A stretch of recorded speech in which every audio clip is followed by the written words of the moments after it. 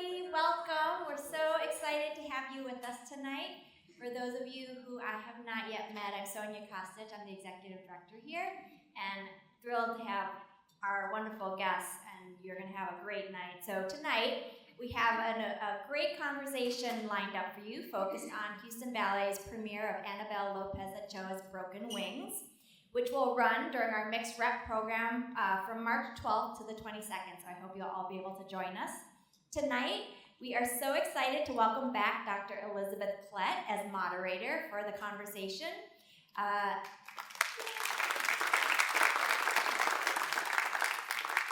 A professor at the University of Houston Clear Lake and author of Choreographing Shakespeare, she brings a remarkable perspective to her work, exploring how stories and visual art intersect. So we're so grateful to have her guide this discussion of Broken Wings and the ways Frida Kahlo's life and art are expressed through dance. Thank you so much for being with us, Elizabeth.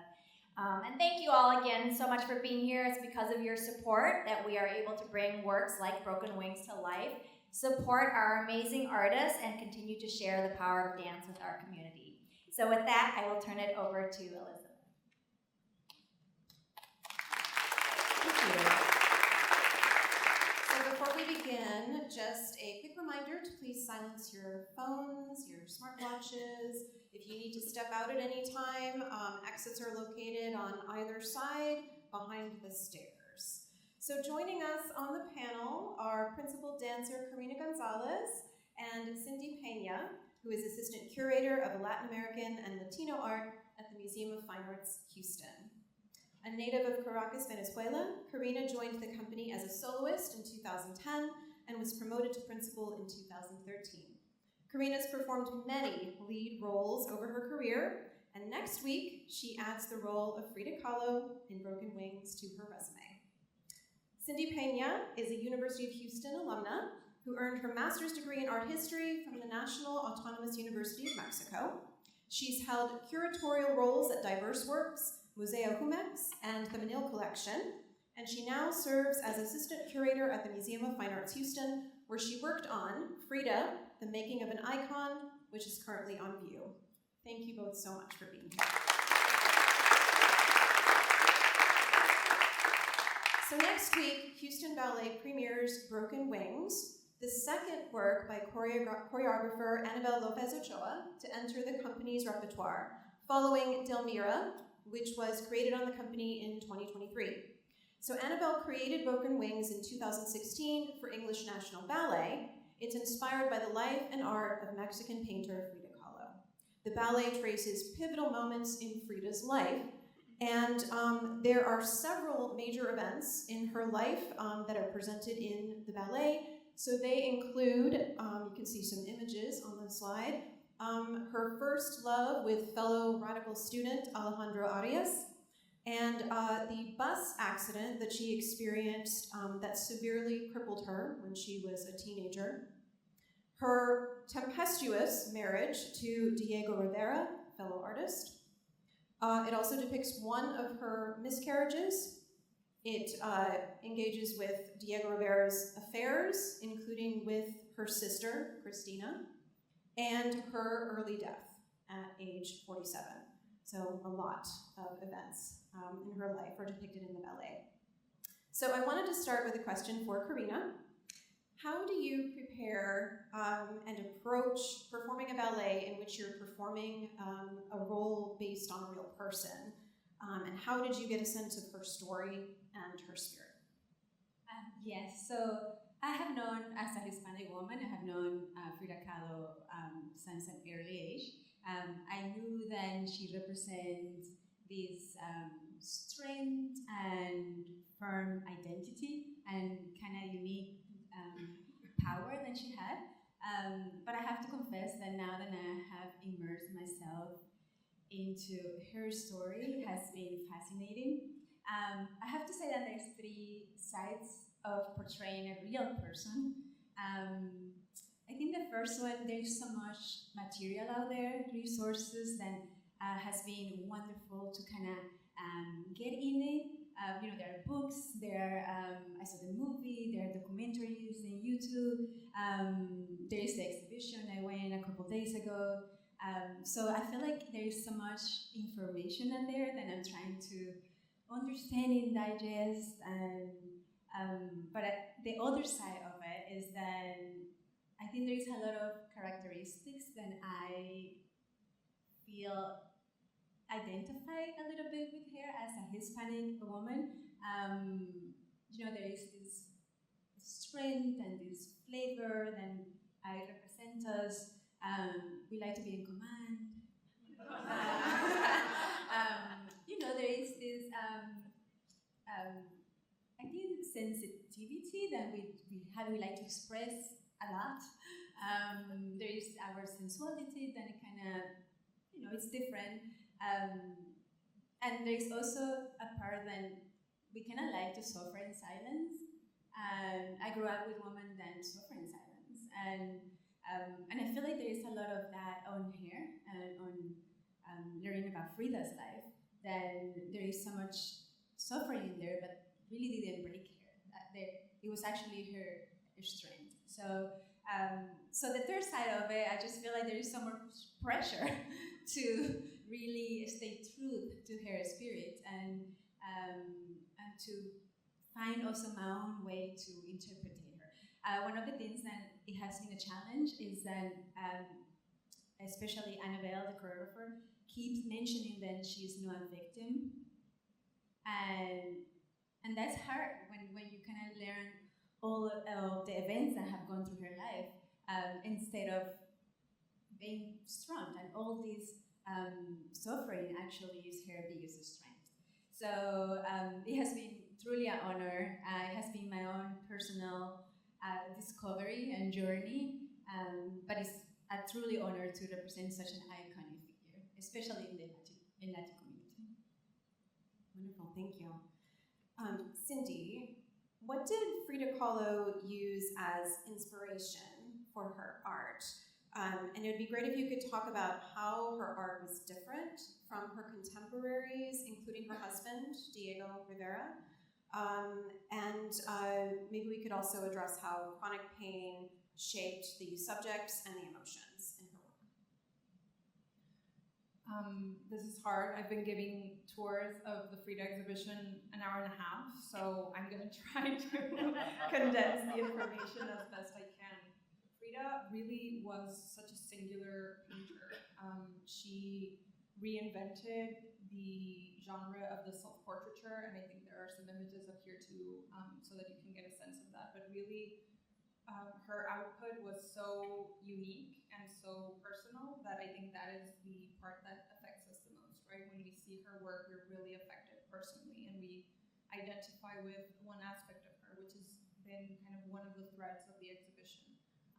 But in terms of like sources that inspired her, it was everything from like her own story and her own life events, her family, her friends, her lovers, her pets appear very often in her paintings. All of these kind of vernacular sources. So the tradition of the Mexican expoto is a kind of a type of painting that she also takes on and creates and makes her own. You probably know she was the wife of Diego Rivera, who was a muralist, but she did not paint anything that looked like a mural. Her formats were actually usually much smaller, and one of the reasons for that was that she very often painted either in bed or on a wheelchair, or kind of, her output had to be much smaller because she could not, get up on stairs or climb anything. So really, the dimensions of her work retain very small kind of height and width, because that is what she could accommodate from her bed or her easels. Suffering and pain are part of her work, of course, but they're not the whole story. If you think of that as one element in her palette, it can be like one color or kind of a sensibility or a sense, but it really isn't the whole story, and that's a little bit of what we're trying to do with the exhibition. As Karina was saying, that Annabelle also stresses, like really not portraying her as a victim, but kind of the writer of her own story, and how she chooses to guide us through that is very interesting. I'll just say one more thing, which is that she was, even though she was petite and she was very ill for long periods of time, and painted or lived for a relatively short amount of time. She died at 47 years old. She produced about 150 paintings, which it's still a very, very large amount of paintings.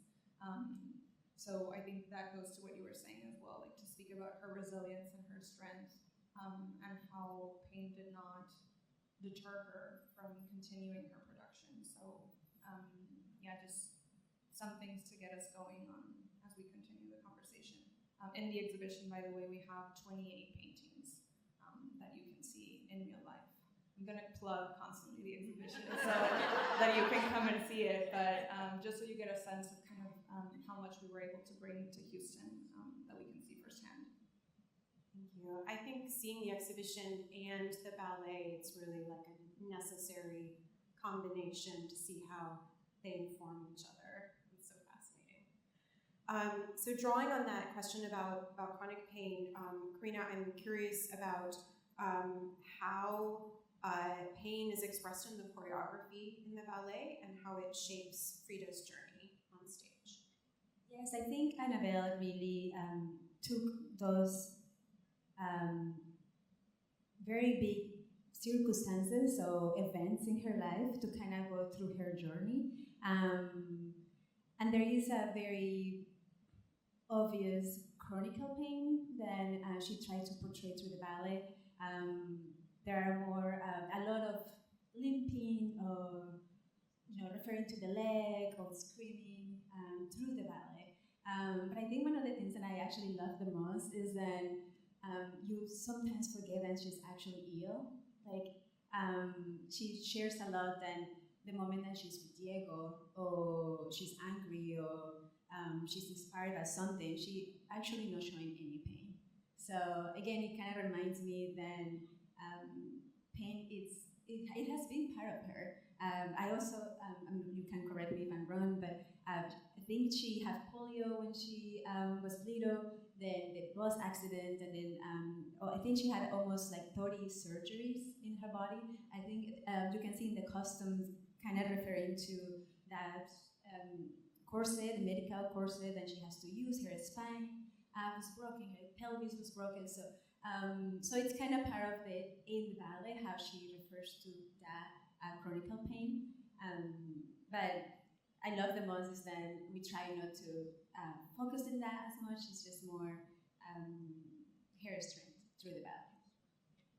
I'm going off script just a touch here, but I was so struck when we sort of pre-watched the ballet, not your version, but that there's actually this interesting overlap with the Little Mermaid ballet that we did last year, which you, of course, also were in as the Little Mermaid.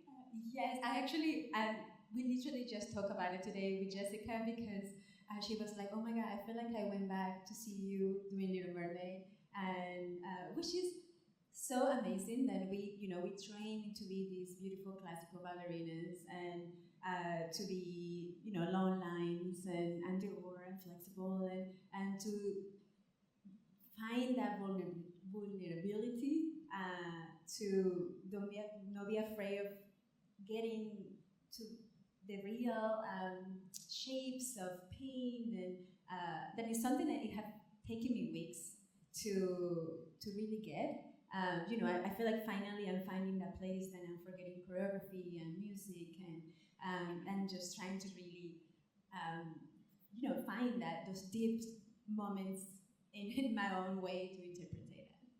Yeah, I just think the sort of tensions in both pieces between like confinement and freedom and pain and sort of like transcendence of pain, they're both, I mean, they're not the same piece, but there's definite echoes, I think. So it's fascinating to see that. I did, when I finished my first run of Frida, I have to say that I feel like I need at least like 5 or 10 minutes to recover for everything that happened. It literally feels like a lifetime in 45 minutes.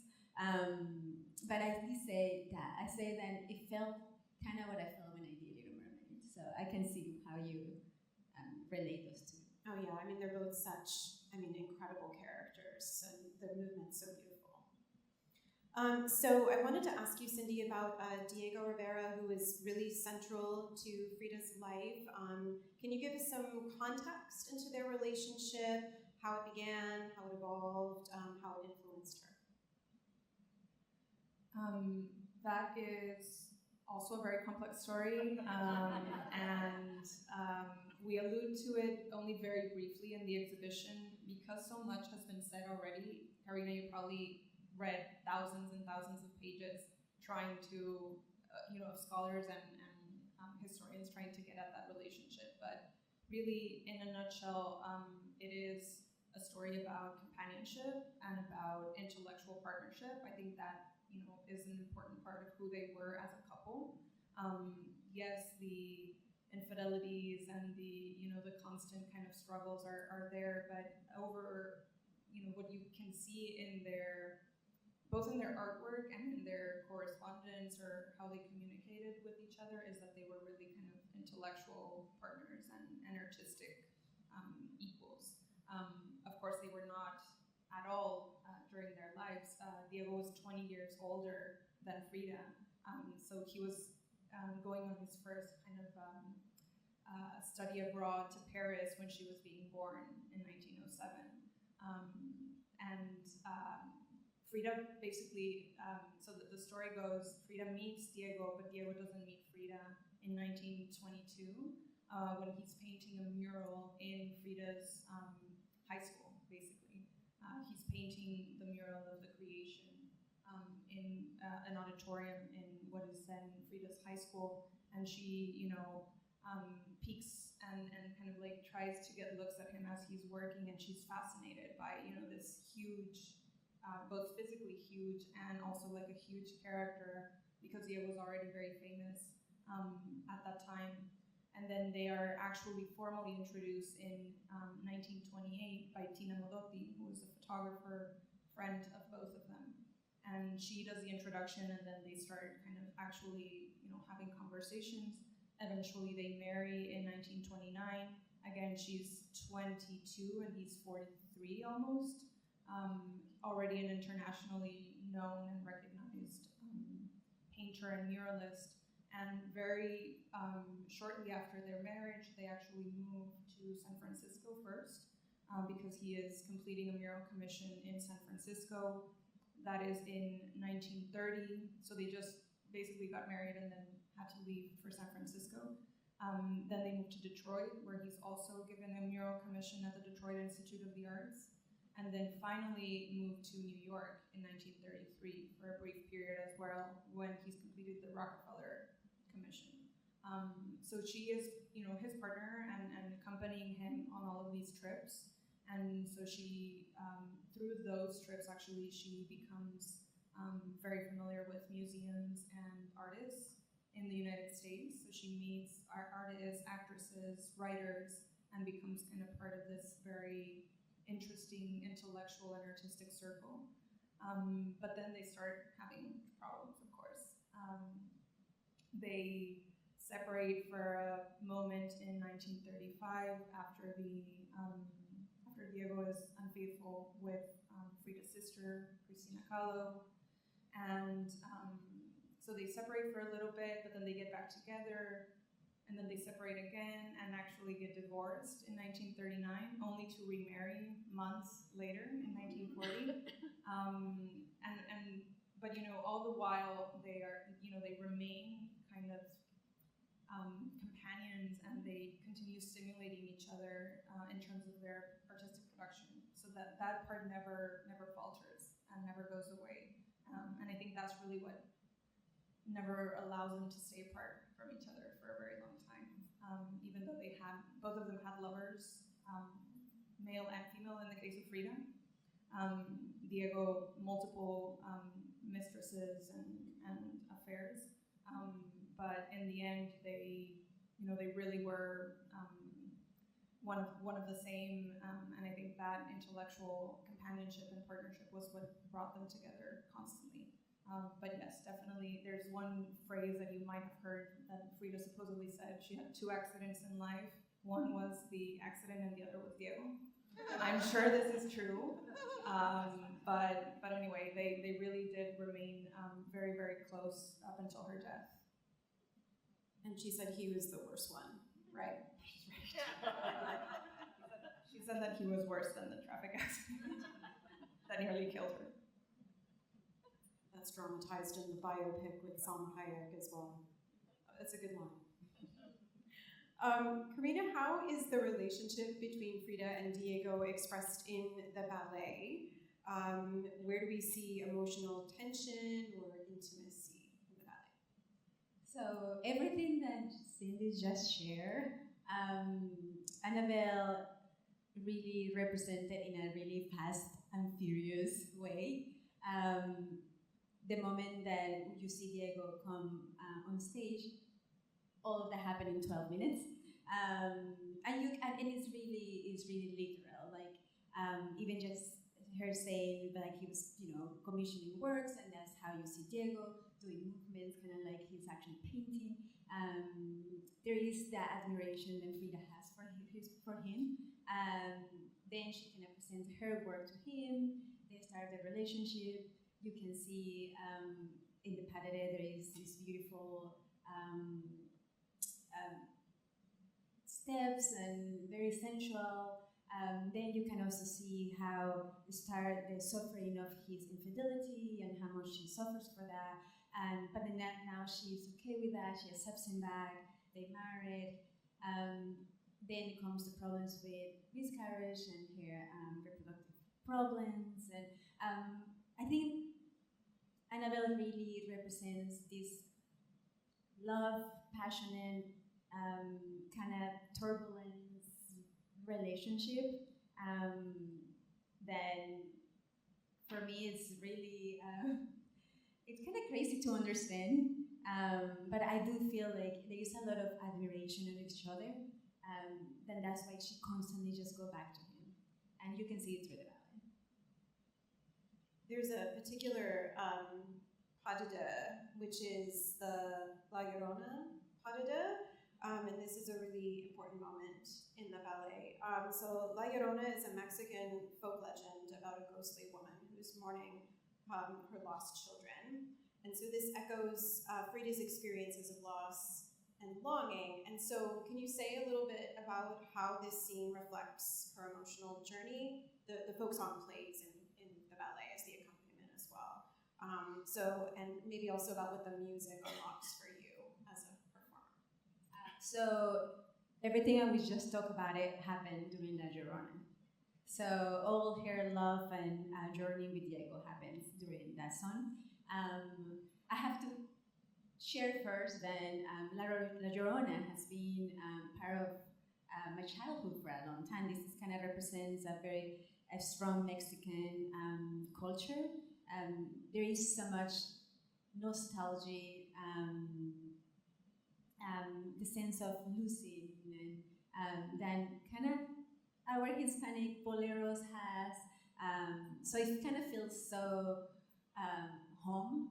So every time I hear the guitar starts, things are happening in there, which is incredible. I'm just so happy to finally feel like I can truly bring my Hispanic flavor to a role, which I'm so excited. But yeah, there is this melancholic feeling through the song. One of my favorite phrases that says that if you don't know about love, you don't know what is suffering. So I think through the movement and the song, we're portraying all the loss, the grief, the infidelities that the relationship had. And the vocal part in that song is so, it just makes you cry. Yes. You hear it, it's incredible. Yes, I also heard that sometimes they actually perform it live and they bring singers, but I think we're doing the recording with the Chabela Vargas, which is one of the most incredible artists, and her depth in her voice kind of just send you to other places. So. And is it true? I don't know if I would even know, but she's in the film, right? In the Frida biopic, and that she maybe was one of Frida's lovers. Is that right? Do you know, Cindy? I don't know for sure. We didn't get a chance to ask either of them, but yes, there are situations that point to the idea that they could have been lovers in their life. Very well. So Cindy, could you say a little bit about how Kahlo used the legend of La Llorona in her work? One of the scholars that wrote about Frida's work in our exhibition catalog actually talks about this kind of at length, and she talks about it even more in some of her monographic texts about Frida. But she points to 3 paintings in particular in which Frida reflects on or brings references of this legend that we just discussed. So one of them is the painting of Henry Ford Hospital. I'm not sure that it's one of the, is it? I think it's on the It is. Oh, it's on the slide, yes. So Henry Ford Hospital is a painting that Frida does when she just had her second spontaneous miscarriage while they're living in Detroit.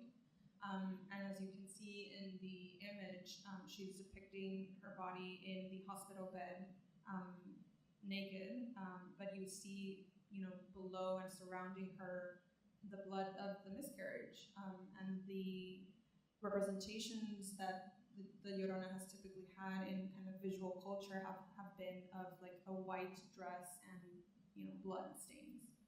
So that is one of the elements that Frida is bringing into that painting in particular.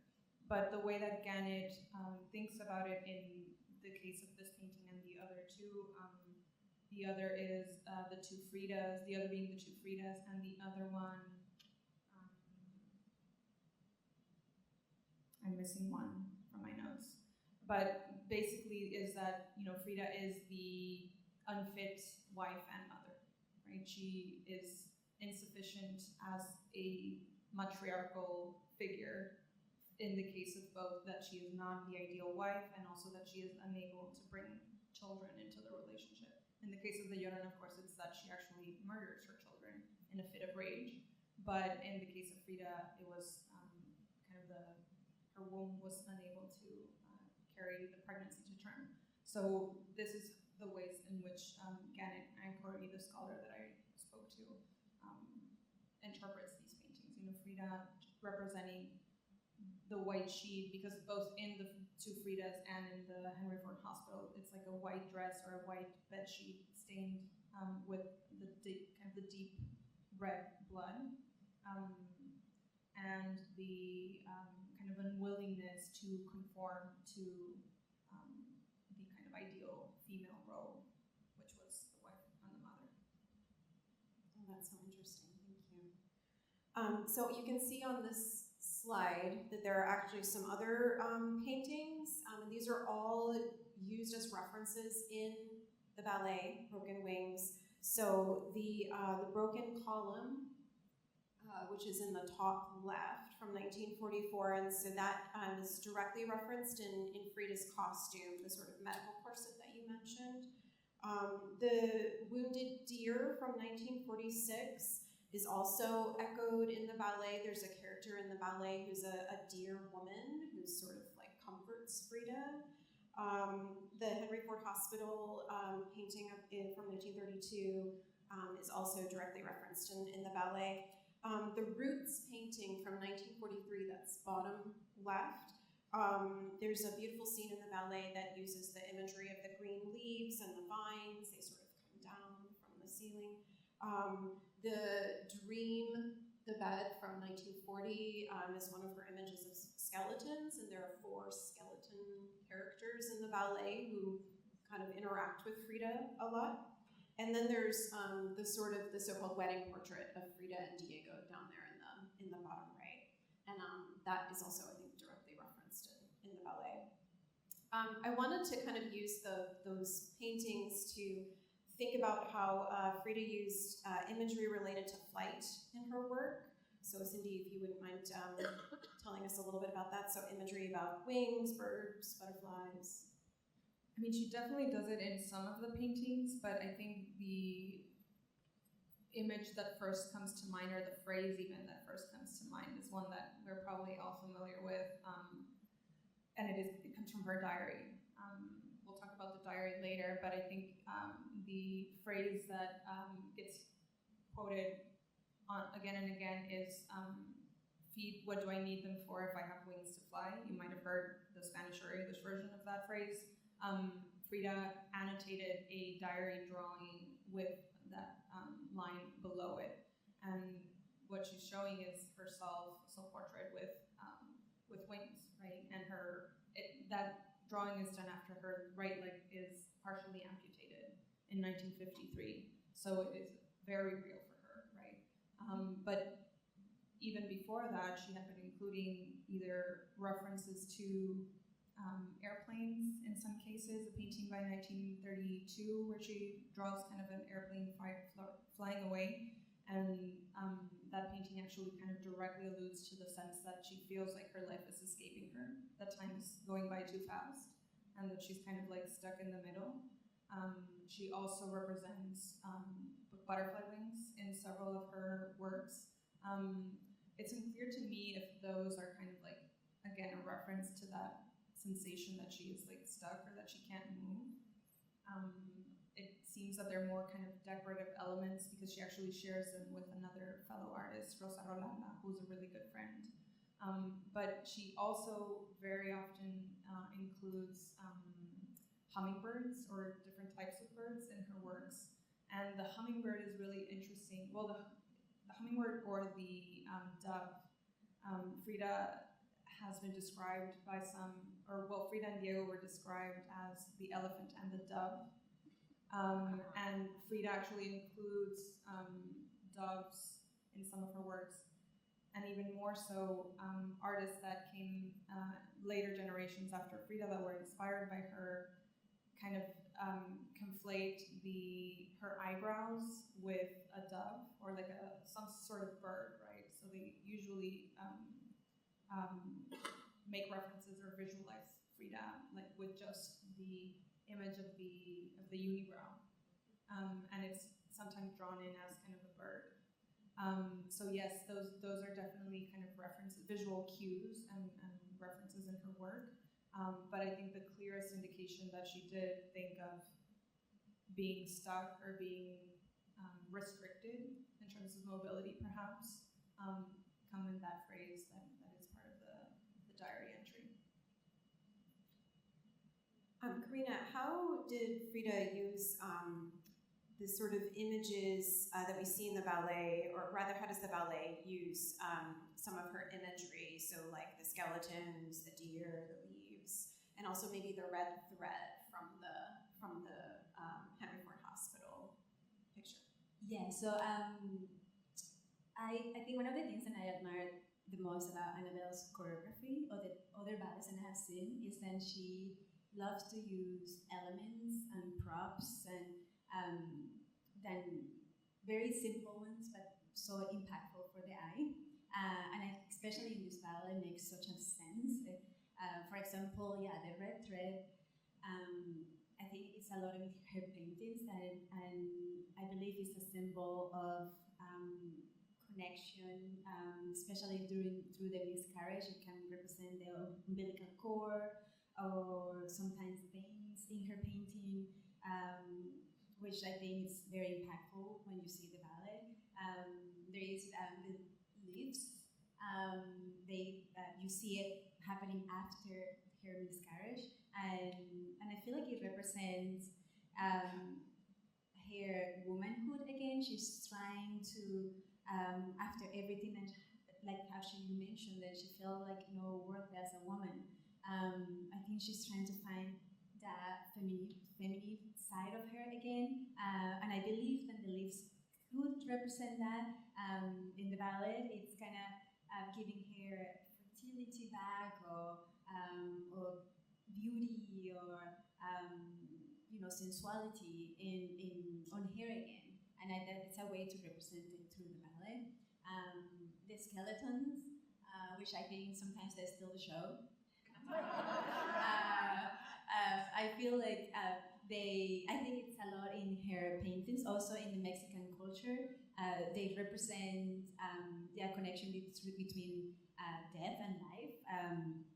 Also, I think sometimes they represent joy and the ironic side of things. So she plays so well with them through the ballet. I love them. They kind of know what is going to happen to her, and most of the time they're trying to help her to don't go to places, so things are going to happen, and of course Frida takes the chance and goes and things happen. So I think the elements are such a part of the ballet, but I think it's everything through the paintings.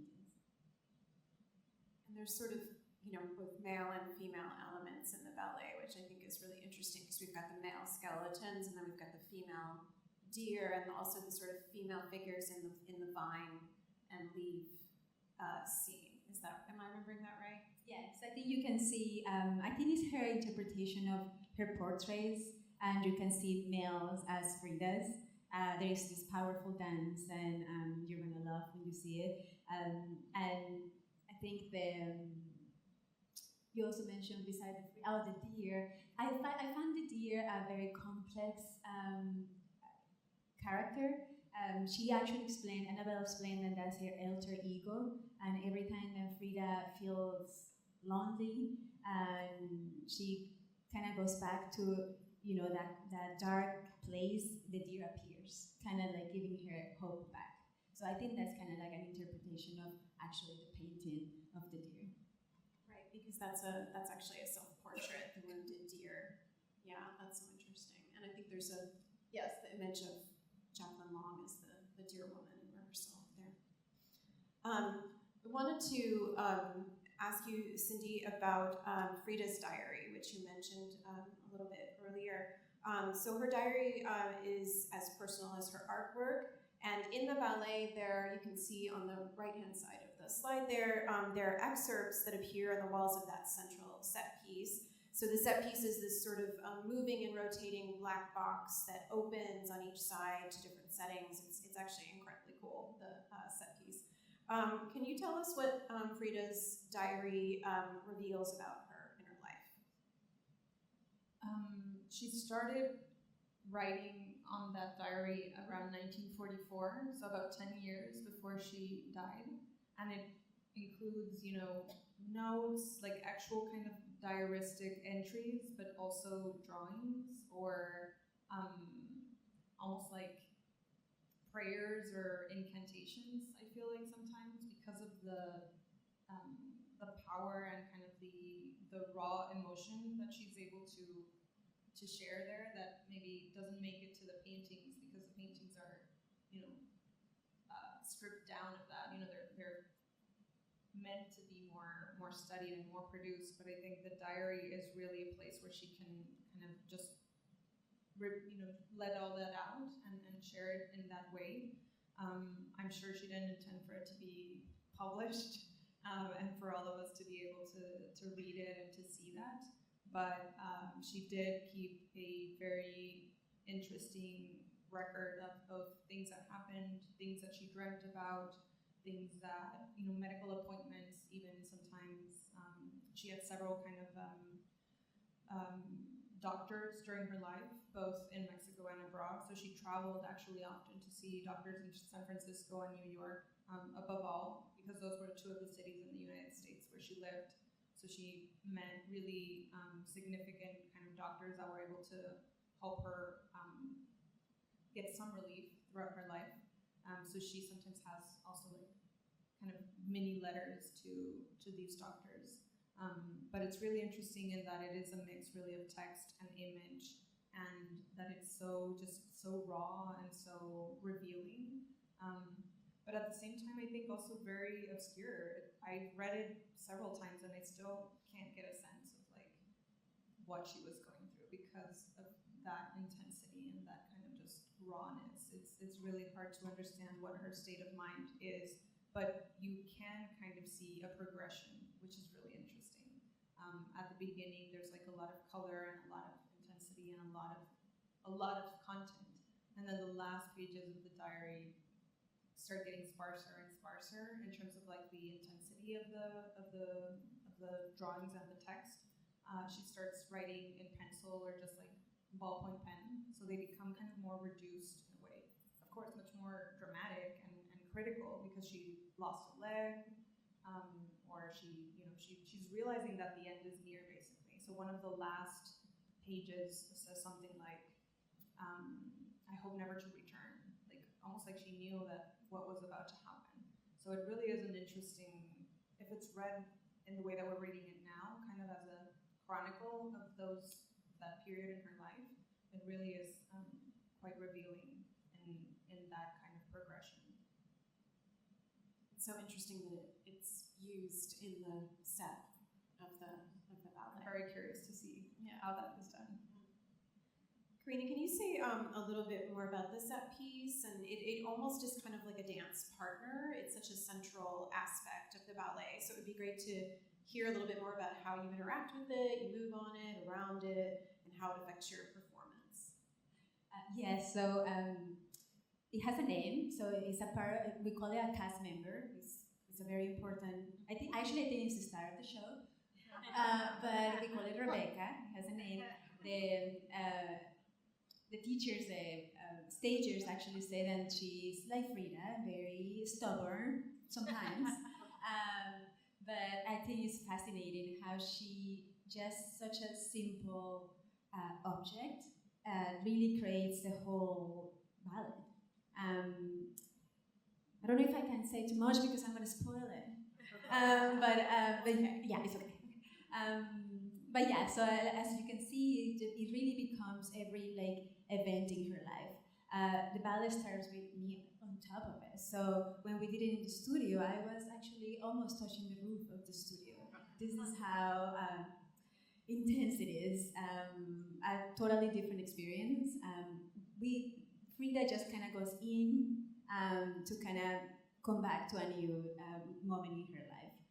The skeletons are the ones that do all the job, moving it and making sure we're in the right scene.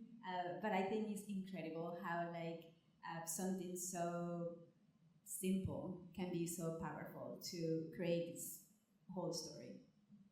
And it's so interesting because she was a visual artist and it sort of frames things in an interesting ways in different scenes. And I think there's even mirrored elements inside. Am I right about that? Yes. So her idea, it's imagine herself seeing herself in laying out in the bed, but kind of standing so the audience can understand it, and then turns around, and then there's all the mirrors.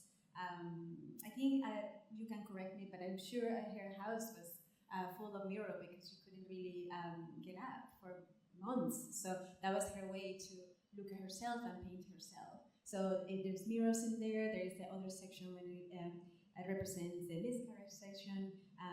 And then at the end, one of the parts that I love the most is that it kind of becomes also her tomb, how to say when you die, Like a coffin. yeah, like a coffin. But her spirit kind of just fly out and leaving her legacy alive. So it's truly an amazing piece of art. That's pretty cool. Just to conclude, Cindy, Frida was a remarkable figure, obviously, in her lifetime.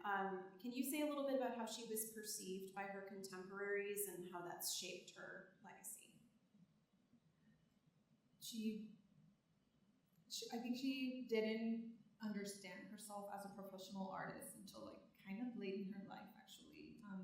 She painted out of conviction and out of necessity in a way, but she didn't really think of herself as a professional artist, I think, for a really long period of time, partly because she didn't enjoy that much commercial success during her lifetime. She only had 2 solo exhibitions in New York and one in Mexico City throughout her life. She sold a handful of paintings, but it was usually to either friends of her and Diego or just kind of people that were trying to support her because they knew how ill she was and that she needed to cover her medical expenses. Although she did sell a few important ones to prominent kind of collecting institutions. but I think she is very late to understand her importance and kind of her weight as an artist. Nonetheless, she is really admired by her contemporaries. Diego is one of the first to really see her work and, feel that she is going to be someone important. That he really sees in her work, intelligence and creativity, and he sees that all of this kind of that she's bringing into her canvases. She really is loved by the students. She taught for a significant period at the Esmeralda, which is the art school in Mexico City, and she was really loved by her students and really admired. When she has an exhibition in Paris, organized by André Breton, the founder of the Surrealist movement, Kandinsky, Picasso, Duchamp go and see the exhibition and they're fascinated by it. They really, really enjoy her work and they tell her so much. So there's Frida writing to Diego saying, "Oh, Mr. Duchamp really liked my work," or "Oh, so-and-so bought my painting," which is now in the Pompidou collection, by the way. So I think, she was definitely appreciated by her contemporaries, but I think it was almost like her own kind of late realization of her power as an artist that kind of maybe deters her, doesn't allow her to show as much as she maybe could have. But she really was loved by, both in Mexico and abroad. And I think they really did see her as unique. She didn't really conform to any of the artistic movements of the time, even though she gets labeled as a surrealist a lot. She really never felt comfortable with that label. But there are certain affinities that get her kind of pushed into that corner. But she was really loved and appreciated, and I think the fact that we are still talking about her today in really new ways is kind of reveals that as well. She said she was a realist because she painted her reality. Is that right? Yeah.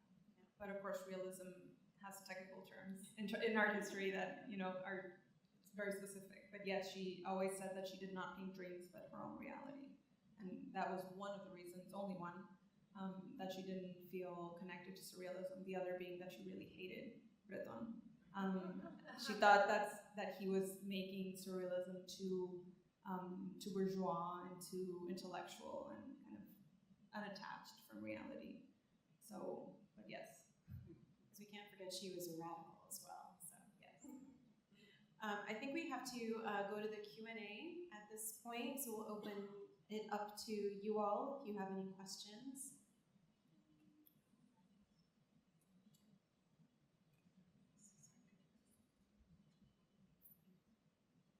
The choreographer, Annabelle, talked to you about her title, Broken Wings, and did she integrate the idea of wings in the choreography? Well, I have to confess that we haven't really spent that much time with Annabelle. She has been choreographing and creating amazing works in Europe right now. We're having her back, well, we're welcoming her back next Tuesday for our dress rehearsal. But I have to say, I don't know, is that a title? There isn't a painting title that, no. So, it'll be interesting to hear why she gave it that title. Yeah, that's actually something I will ask for sure. She actually has a ballet, I think, opening this week for Northern Ballet in England, based on Gentleman Jack, which I think looks so cool. Anyway, I don't know. I think that the sort of the tension, like we were saying before, between kind of like freedom and confinement, being whole and being broken, sort of, for me, kind of is expressed in that title.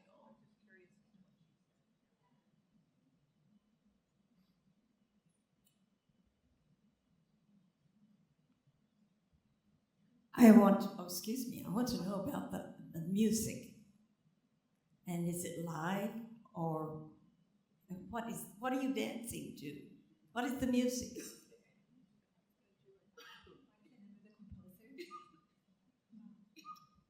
I can answer this one. The composer is Peter Salem. He's worked with Annabelle before. I believe this is they first worked on A Streetcar Named Desire, and I believe this is their third work together, but don't quote me on that.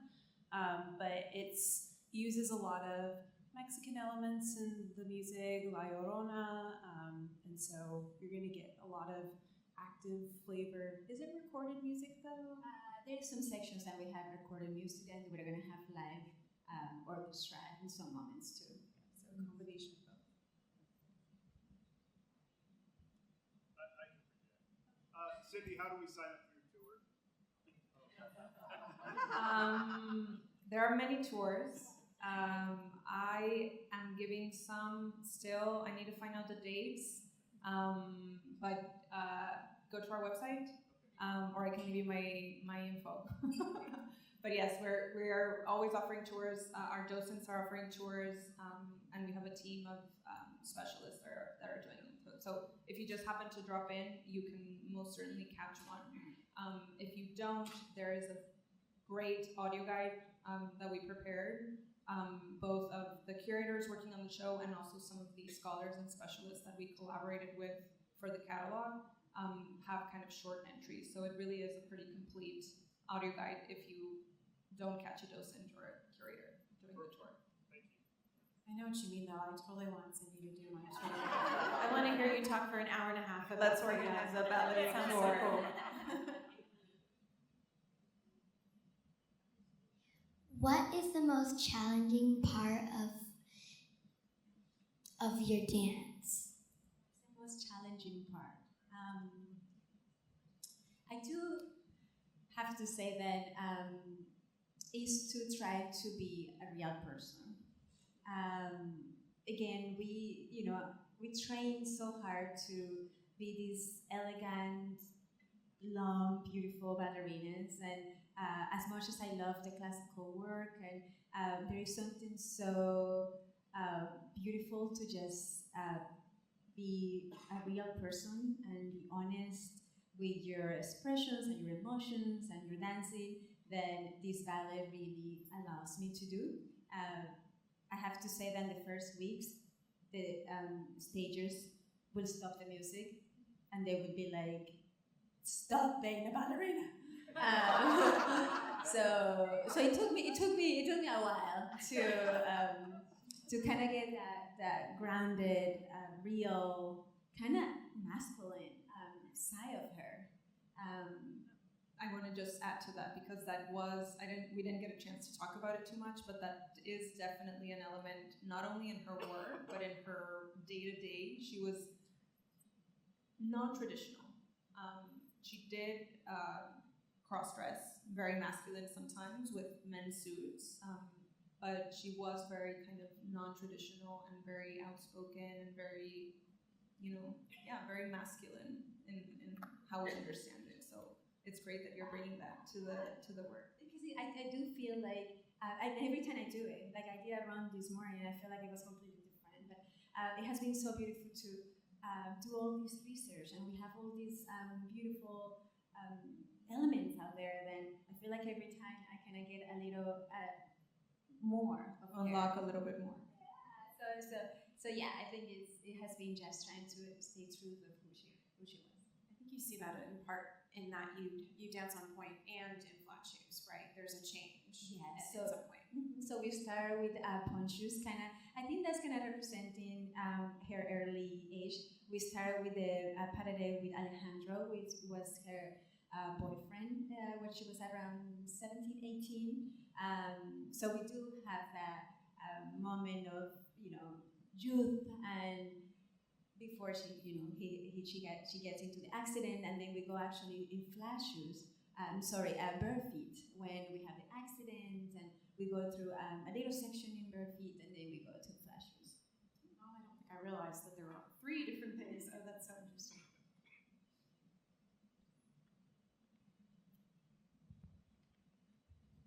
What are the details of her death? And I assume that's portrayed in the choreography.